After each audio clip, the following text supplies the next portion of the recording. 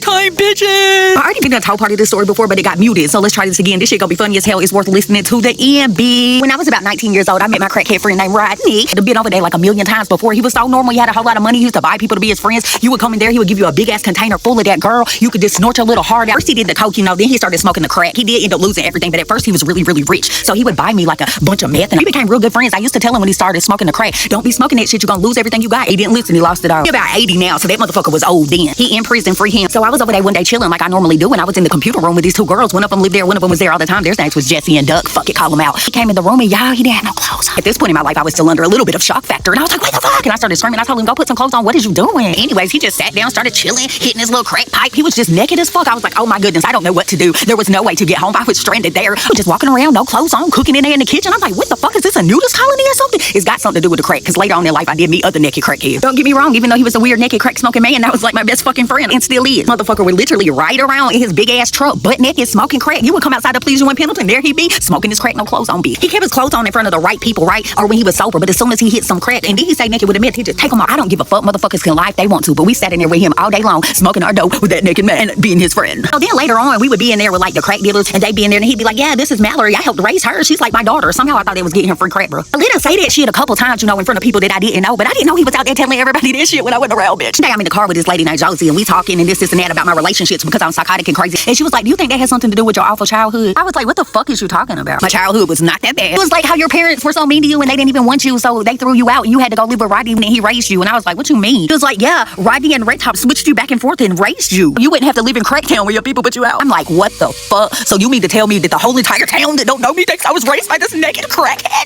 Undoubtedly they do, because he was going around telling everyone I was his daughter. No, we was friends. Maybe he loved me like a daughter. Somehow I think this was getting him crack. But this was kind of embarrassing as fuck. I played married and lived with two men in my life, and one time I lived with my boyfriend Chris, the one I did all the crazy psychotic stuff too, is Rodney ended up being my neighbor. The dope boys would be up there because he smoked crack, so they'd be up there trapping out of his house. So one of them was my best friend. I went to school with him all through school. He was up there serving Rodney, and he came back down to my house. He was like, bro, Rodney up there got me confused, talking about he raised you when your parents threw you out. I was trying to argue with him. I was like, nah, I remember her mama being strict as fuck. But Rodney was like, nah. He was like, bro, that man almost convinced me he raised you, and I've been known you my whole life. So then the whole town thought I was Rodney's daughter. Now don't get me wrong, that's my friend. One day I had Rodney's phone and I was going through it, and I seen his text messages, and he was texting them dope boys, and he made it sound like that me and him had something going on. One thing, you telling people I'm your motherfucking daughter, but another thing, you was not gonna make it sound like we is fucking. So now you got it looking like you SA-ing your own daughter, bro. You getting confused, the crack got you gone. I couldn't handle it. I couldn't stand it. I couldn't have all them dope boys thinking that I was fucking with Rodney. So I know this is crazy as fuck, and they all think I'm crazy as fuck. I even text some of them I don't even know like that, but I text some. I was like, this gonna sound weird and psycho, but I was going through Rodney's phone, and I just seen all these messages. I just want you to know that I absolutely do not fuck Rodney. I don't know if it got him crack or not. Okay, I love Rodney. He in prison now. I fuck with him. I send him money and all this and that, but I was absolutely not raised by a naked crackhead, and he was not my dad, and he did not SA me. Okay, town.